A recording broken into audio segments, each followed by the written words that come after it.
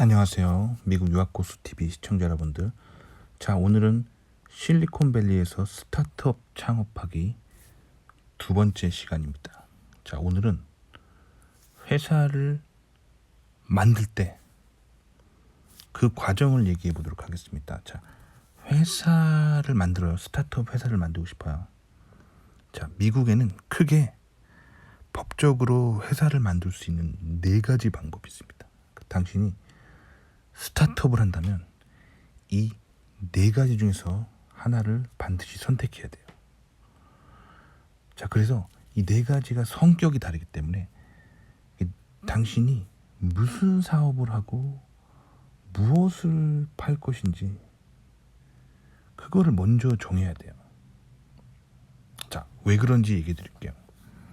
자, 일단 크게 이제 회사의 그 소유권, 당신이 사장이잖아요. 당신이 회사의 사장이에요. 근데 회사를 소유하고 있어야 될 거 아니에요. 당신 거니까. 이 회사를 소유하는 네 가지 방법이 있습니다. 자, 첫 번째는 sole proprietorship이라고 하는 방법이 있는데 한국말로 하자면 개인 사업이에요. 개인 사업자. 개인 사업자. 자, 개인 사업자는 말 그대로 당신의 스타트업의 사장이 당신이고 직원도 당신이에요. 즉 1인 기업을 말하는 거. 1인 기업. 아시겠죠? 1인 기업. 자, 그 다음에 두 번째는 파트너십. 이건 동업이에요. 이 1인 기업으로 하기에는 조금 힘들어서 둘이서 혹은 그 이상 여러 명이서 하는 거. 그래서 1인 기업이 아닌 그러니까 2인 이상의 사람들이 사업을 할 때 이제 파트너십이라고 합니다. 동업이에요. 근데 1번, 2번은 같은 개념입니다. 뭐 1인 사업자나 다인 사업자나 별 차이가 없어요. 근데 3번이랑 4번은 이제 좀 다릅니다. 차이를 설명해 드릴게요. 자, 님이 어떤 스타트업을 차렸어요. 근데 스타트업을 차렸는데 소송을 당할 수가 있습니다. 소송. 예를 들어볼게요. 어떤 일로 소송을 당하냐면 미국에서 예를 들면 님이 회사를 차렸는데 화장실 변기를 고쳐주는 일을 전문으로 하는 스타트업을 차렸다고 쳐봐요. 그래서 뭐 그 어떤 획기적인 기술이 있는 거야. 어떤 장비를 개발했는데 뭐 일반적인 회사는 가가지고 막 렌치로 화장실 그 뭐 밸브 같은 거를 막 이렇게 풀어가지고 그거를 이렇게 딱 조여가지고 이렇게 막 밸브를 교환하고 막 이렇게 해야 되는데 그 님이 예를 들면 뭐 순간 접착제 같은 거를 개발을 해가지고 물 새는 화장실에다가 그냥 한번 쫙 뿌리면은 싹 고쳐지는 뭐 그런 신물질을 개발했다고 쳐봐요. 자, 그리고 이걸 사업화하고 싶어요. 그래가지고 막 광고를 했어요. 뭐 화장실에 물이 새십니까? 이 접착제로 물 새는 부위에 한 번만 발라주면은 이게 비싸게 고칠 필요 없이 바로 물이 방수가 됩니다. 뭐 이런 기술을 뭐 이런 어떤 폴리머 기술을 막 이렇게 개발했다고 쳐봐요. 그리고 홍보를 했어요. 그럼 잘 될 수 있어요. 근데 한 100건 중에 한 건 정도 이 폴리머를 이렇게 가지고 이렇게 딱 물 새는 데를 막았는데 사고가 나는 거죠. 뭐 예를 들면 그걸 붙이고 났는데 잘 됐는데 밤에 자는데 갑자기 물이 콸콸콸 새요. 그래가지고 미국은 뭐 예를 들면 대부분 목조 주택이 많거든요. 그래서 물이 새면은 이 나무가 다 젖어가지고 집이 막 이렇게 삐끄덕삐끄덕 소리가 나고 데미지가 큽니다. 자, 그러면 이러면은 이제 고객이 회사를 소송을 걸 수가 있어요. 소송을. 자, 그런데 그래서 예를 들면 님이 연 매출이 1억이 나는 회사를 만들었는데 소송을 당해가지고 한 10억 원 소송을 당한 거예요. 그러면 당신은 이 소송 때문에 그 1억을 벌었다 하더라도 빚을 지게 돼요. 이 소송에서 지면은 이제 9억 원을 갚아줘야 되잖아요. 그렇죠? 순식간에 나락으로 떨어지는 거예요. 회사 잘 나가서 난 1억 벌었다 했는데 소송 한 번 당해가지고 폭삭 망할 수가 있습니다. 그 폭삭 망할 수 있는 게 1번이랑 2번이에요. 1번이랑 2번은 거의 차이가 없습니다. 1번은 이제 1인 기업이고 2번은 2인 이상의 기업인데 기본적으로 똑같아요. 뭐냐면 라이어빌리티가 없는 거예요. 자, 라이어빌리티는 뭐냐면 라이어빌리티는 이제 책임이라는 뜻인데 여기서 말하는 책임은 그 삼성전자의 직급인 책임이 아니라 그 법적으로 뭔가 책임을 진다는 뜻이에요. 그래서 1번과 2번은 그 법적인 그 어떤 책임을 그 사장님이 지어야 됩니다. 그러니까 예를 들면 님이 발음이 좀 이상해. 1번 님이 소울 프로프라이어터십이라고 하는 개인 사업체를 만든 다음에 자, 이 방수 폴리머를 님이 개발한 방수 폴리머를 막 팔았다고 쳐봐요. 근데 이거를 가지고 뭘 했는데 물이 왕창 새는 거예요. 그래가지고 소송을 겁나 당했어요. 그러면 그 님이 이것 때문에 빚을 지게 돼요. 인생 나락 갈 수 있어요. 1번. 자, 2번 동업도 마찬가지. 동업도 책임을 본인이 사장이 져야 돼요. 동업하는 사장이 그 2명이 2인 기업이면 2명이 골고루 이제 나눠 가지겠죠. 3명, 4명이면은 뭐 4명이 공동 창업자가 법적 책임을 지겠죠. 그러니까 1번, 2번은 이제 법적인 소송을 당하면 나락가기가 쉬워요. 아시겠죠? 반면에 소울 프로프라이어터십으로 회사를 했는데 소송을 잘 당하지 않는 비즈니스들이 있어요.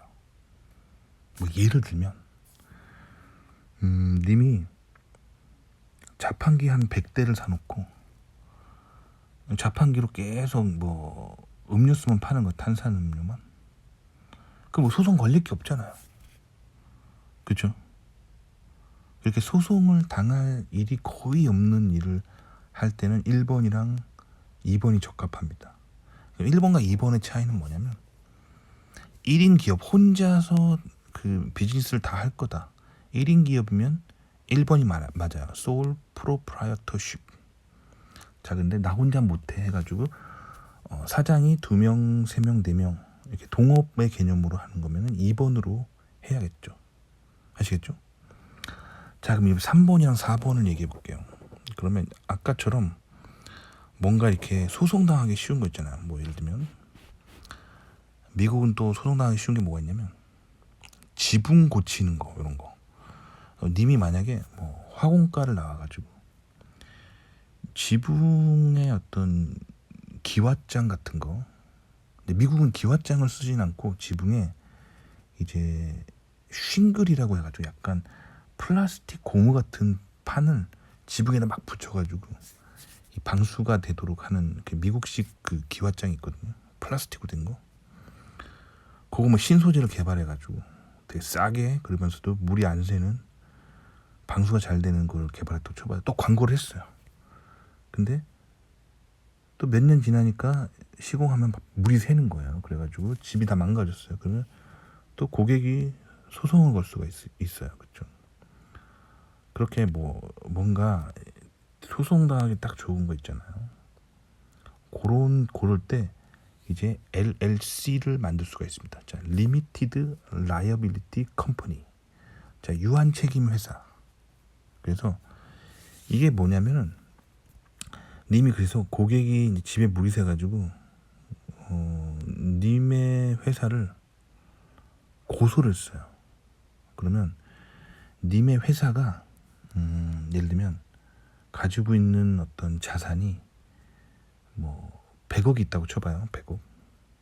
그러면 이 100억으로 이제 소송이 오면 이제 어떻게든 막아야겠죠. 근데 이 100억을 다 쓰면 이제 그때 파산해야겠죠. 파산. 근데 만약에 님이 개인 사업자라면 이 100억을 가지고 있는데 100억 이상 소송을 당하게 되면 님이 그대로 빚을 지는 거예요.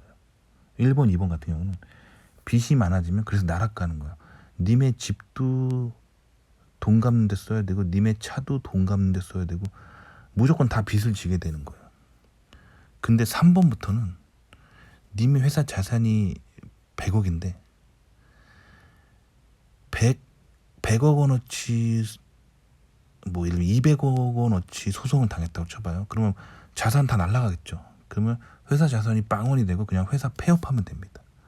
님의 소유 재산을 팔지 않아도 돼요. 님의 집이나 자동차를 팔지 않아도 돼요.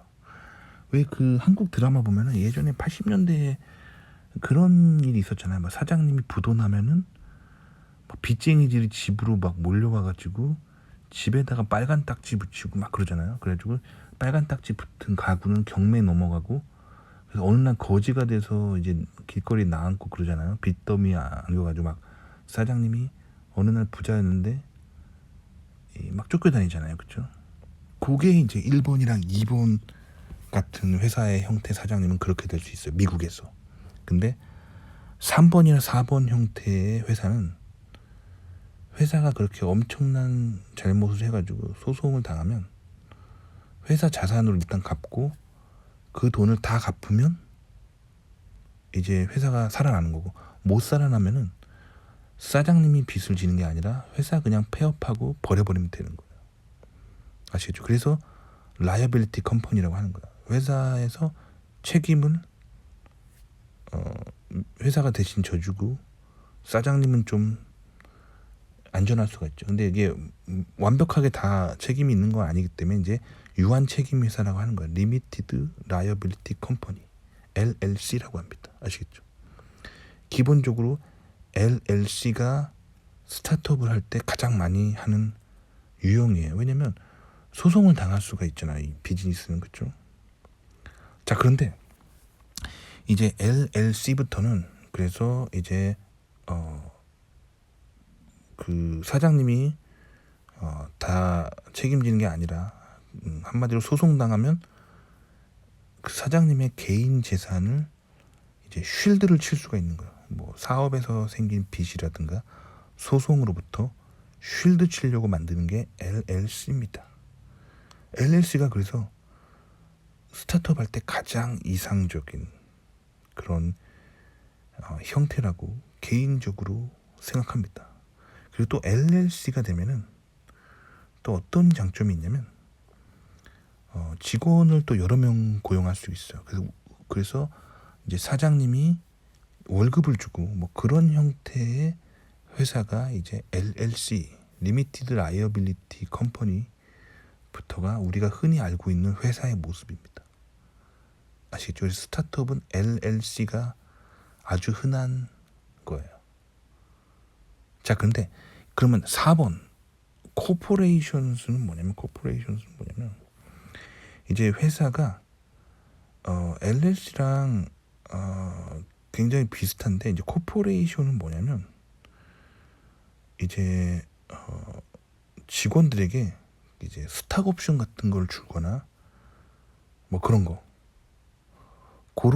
하거나 이제 뭐 벤처 캐피탈 같은 거를 알아보고 있거나 뭐 그러면은 이제 코퍼레이션스까지 알아봐야 됩니다. 아시겠죠? 제가 예전에 이제 스타트업 회사를 다녀본 적이 있거든요. 스타트업을 좀 배워보려고. 근데 그때 그 회사를 다녔는데 제가 그 회사에서 박사 학위가 있는 채 입사를 했거든요. 근데 한 20명 정도밖에 안 되는 조그마한 회사였어요. 그래서 또 꼴의 박사라고 저한테 그 연구소장 자리를 주는 거예요. 연구소장이면은 그 회사의 거의 이제 부사장 같은 직급이었어요. 뭐 그 대단한 건 아니고 뭐 20명 있는 회사니까 그 코딱지만한 소기업이었어요. 근데 뭐 사장이 있고 제가 부사장이었어요. 그래서 이제 연구소장이었어요. 상당히 타이틀은 멋지죠. 근데 그렇다고 연봉을 많이 주는 건 아니고 그냥 평범한 대기업 과장 정도 월급을 줬습니다. 뭐 그랬어요. 근데 제가 왜 그 회사를 안 다녔냐면 그 회사를 뛰쳐나왔냐면 보통 스타트업 수련 때문에 스타트업을 들어가는 거거든요. 무슨 말이냐면 그 스타트업 다닐 때 이제 스타트업이 이제 그런 주식이 상장이 되면은 그때 주식 얼마 주겠다는 그런 스탁 옵션 계약을 하고 그거를 기대하고 가는 거야. 그러니까 별 볼 일 없는 회사지만 이제 주식이 되면 뭐 저한테 몇 주 주겠다고 하는 거죠. 그럼 그 몇 주 때문에 그 스타트업이 상장되는 순간 스타트업 직원들은 수십억 원대 부자가 됩니다. 기본적으로. 그것 때문에 스타트업을 차리거나 다니는 거예요, 미국에서. 근데 저는 그 스타트업에서 아무리 열심히 일해도 스탁 옵션을 안 주는 거예요. 그래서 뛰쳐나왔어요. 그러면 다닐 이유가 없죠. 실리콘밸리의 대기업이 훨씬 낫지. 뭐하러 그렇게 이름도 듣도 보도 못한 회사에 오래 있어요. 그렇죠? 직급만 그냥 감투만 그럴싸한 거 좋지 실질적인 이익이 없잖아요. 제가 그때 이거를 몰랐어요. 그 회사가 LLC였어요. 리미티드 라이어빌리티 컴퍼니였기 때문에 스탁 옵션을 줄 수가 없는 거예요. 그러니까 스타트업 취업할 때 뭐 예를 들면 무슨 AI 테크놀로지 LLC 이렇게 돼 있는 이제 회사 공식 명칭이 그렇게 돼 있는 거는 회사가 리미티드 라이어빌리티 컴퍼니라는 얘기거든요. 그런 회사는 아무리 열심히 다녀봤자 스탁 옵션을 안 줍니다. 아시겠죠? 주식 상장해도 뭐 나한테 주는 게 없어요. 아시겠죠? 그러니까 그 회사가 이제 코퍼레이션이 됐는지를 봐야겠죠. 코퍼레이션즈부터 이제 인플로이 스탁 옵션을 줄 수가 있어요. 직원들한테 스탁 옵션을 줄 수가 있어요. 그런 것들이 이제 잘 봐야 한다는 거죠. 아시겠죠? 자, 그래서 일반적으로 흔히 스타트업은 LLC에서 시작한다.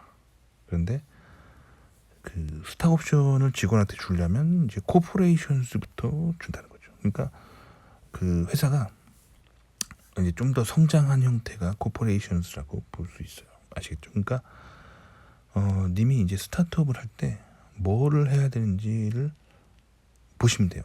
근데 이거를 보통 이제 사람들이 스타트업을 할 때 처음에는 1번으로 시작합니다. 소울 프로프라이어터십으로 시작합니다. 왜냐면 혼자 그 뭐든 하는 게 제일 쉽잖아요. 그러다가 회사가 좀 혼자 좀 못할 것 같으면 둘이 뭐 한다. 그럼 파트너십이 할 수 있겠죠.